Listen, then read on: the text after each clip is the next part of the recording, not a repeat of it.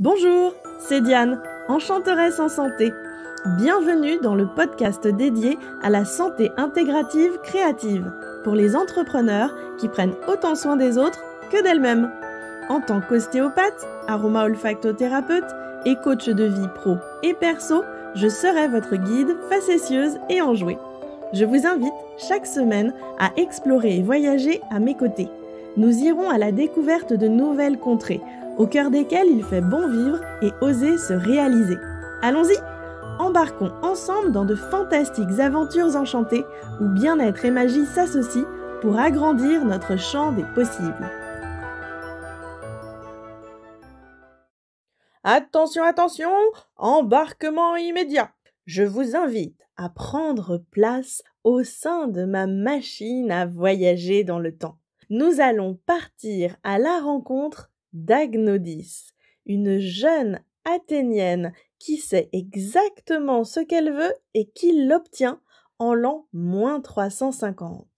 À cette époque, en Grèce antique, la médecine est une affaire exclusivement réservée aux hommes.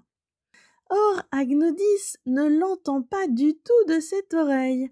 Elle est bien décidée à devenir accoucheuse.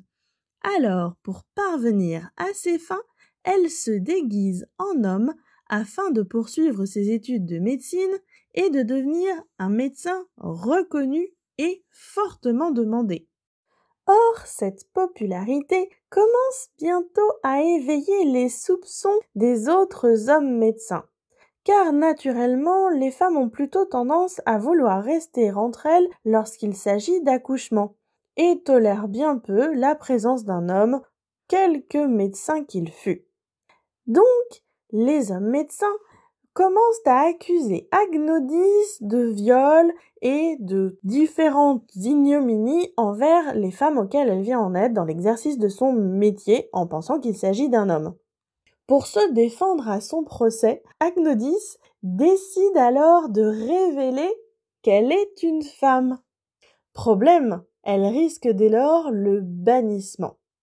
Figurez-vous qu'à ce moment précis, l'ensemble des femmes auxquelles elle est venue en aide dans l'exercice de son métier vient faire pression et la défendre en disant que si Agnodis est bannie, les femmes vont se retourner et ne plus accepter du tout aucune aide de la part des hommes médecins. Finalement, retournement de situation, Agnodis est autorisée à être médecin et par effet boule de neige, en allant encore plus loin, cela permet d'ouvrir les études de médecine également aux femmes un an après. Donc à partir de sa détermination personnelle, du fait que quoi qu'il arrive, coûte que coûte, Agnodis imaginait pouvoir réussir à être une femme médecin, elle a ouvert la voie pour que les choses évoluent pour les femmes de son époque et encore aujourd'hui.